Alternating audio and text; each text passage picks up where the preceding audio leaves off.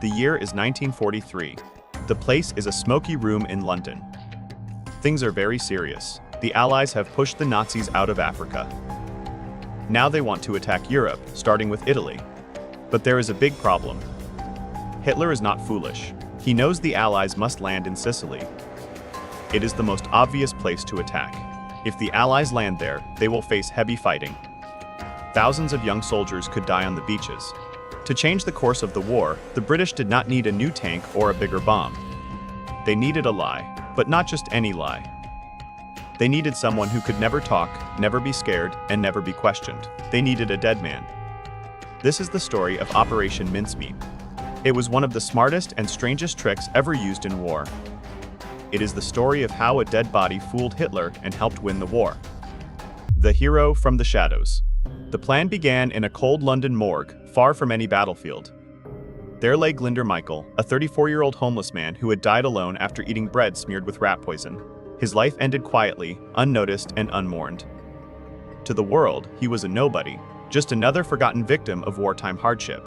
To British intelligence, however, he was an opportunity. In secret planning rooms filled with maps and whispers, officers saw in Michael the perfect candidate for deception.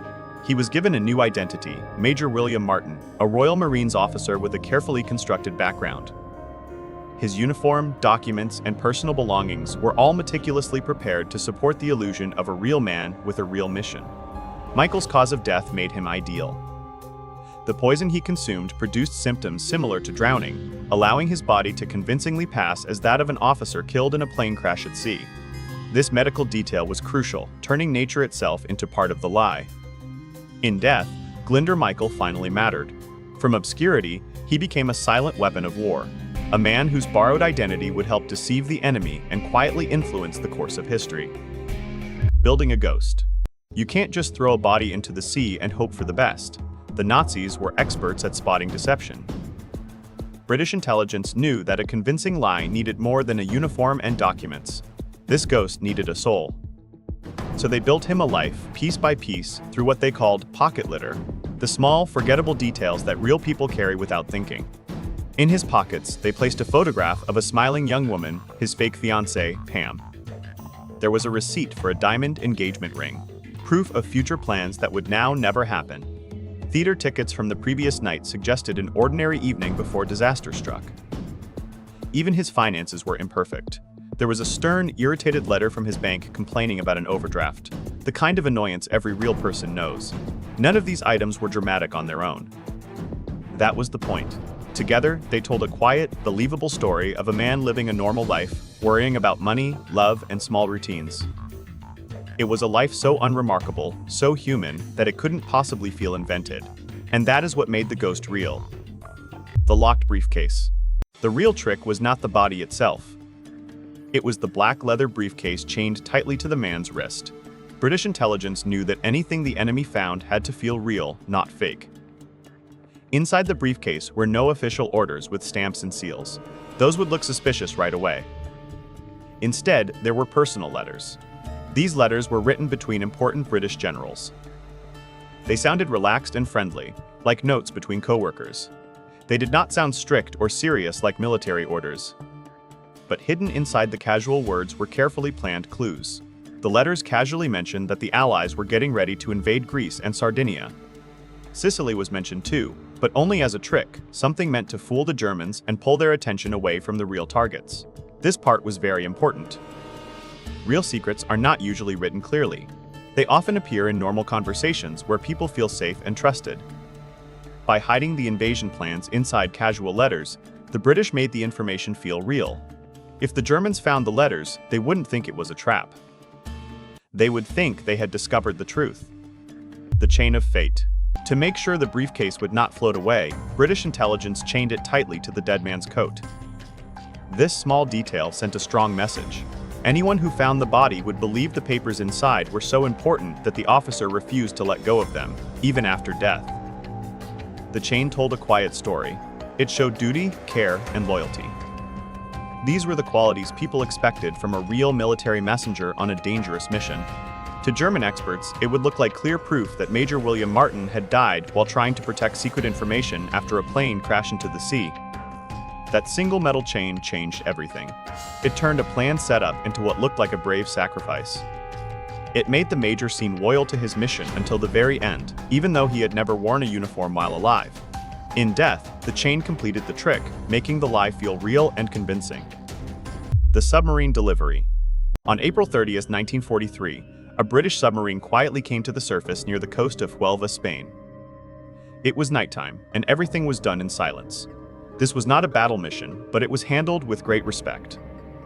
Before releasing the body, the captain stopped and read a prayer, treating the moment like a real burial at sea.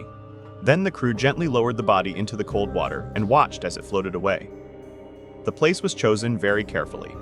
Spain was officially neutral, meaning it was not supposed to help either side in the war. But British intelligence knew the truth. Spanish officials often worked with German intelligence, and Nazi spies were already inside the Spanish police. Anything important found in Spain was likely to reach Germany. By choosing Huelva, the British were guiding what would happen next. The ocean would carry the body to shore. Spanish officials would find it and examine it. Then German intelligence would hear about it. None of this was an accident. The trick was planned step by step. The lie was not hidden or leaked by chance.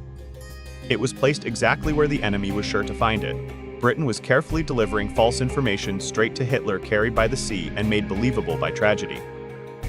The Spanish connection. The plan worked almost perfectly. A local fisherman who caught sardines saw the body floating near the shore and pulled it from the water. He had no idea that he had just become part of one of the biggest tricks of the war. Spanish officials quickly took the body, and more importantly, they took the briefcase that was chained to it. Spain said it was neutral, but in secret, its intelligence system was not. Just as the British expected, Spanish officials quietly let German spies, called the Abwehr, look at what was inside the briefcase. This was the most important moment. If the Germans believed the papers were real, the plan would succeed. The German spies were very careful with the letters. They did not want the British to know the papers had been opened. Using a very thin needle, they gently opened the sealed envelopes and slowly pulled the letters out without breaking the wax seals. They believed this made them invisible, allowing them to read the secrets and put everything back exactly the same. But they did not know the British were ready for this. Back in London, British intelligence officers waited calmly. They knew the Germans would not be able to resist looking. The Germans thought they were being smart and sneaky. In truth, they were doing exactly what the British expected, walking straight into a trap made just for them, while Britain quietly watched and let their curiosity finish the job. Mincemeat swallowed whole. The letters were finally shown to Adolf Hitler himself. He already believed that the Allies would attack through the Balkans, and the top-secret briefcase seemed to prove he was right. Even though some of his generals still thought Sicily was the real target, Hitler did not listen to them. He made the final decision on his own. He ordered troops to move away from Sicily and focus elsewhere, saying that Sicily was only a distraction and not the real attack. The Great Troop Shift. Because of a dead man's briefcase, Hitler made a huge mistake. He ordered his best fighting unit, the 1st Panzer Division, to travel across Europe from France all the way to Greece. He also sent warboats, mine-clearing ships, and thousands of soldiers to the wrong locations. While he was focusing on the wrong places, Sicily was left poorly protected. The island's main defenses were guarded by tired, low-ranking soldiers who were not ready for a major attack. The real invasion was about to come through a door Hitler had almost left wide open. The invasion of Sicily. When the Allies finally landed in Sicily on July 10, 1943, they were ready for a terrible battle. They expected many soldiers to be killed. Instead, they found the defenses weak and disorganized. The enemy was confused and not fully prepared. The trick had worked better than anyone hoped. Even after the invasion had already begun, Hitler still believed for many weeks that the real attack was coming in Greece, not Sicily. The final resting place.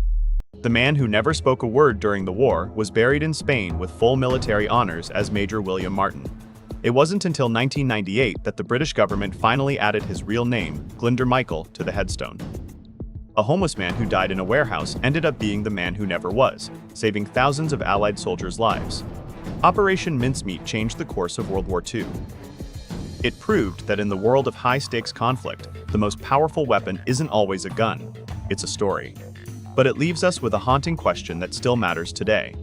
If the Allies could create an entire human life from thin air to win a war in 1943, how much of what we see in the news or history books today is the truth, and how much of it is just another briefcase full of clever lies? The dead man did his job. He lied to a dictator, and he won. Would you have had the courage to bet a whole war on a single body? Let me know in the comments.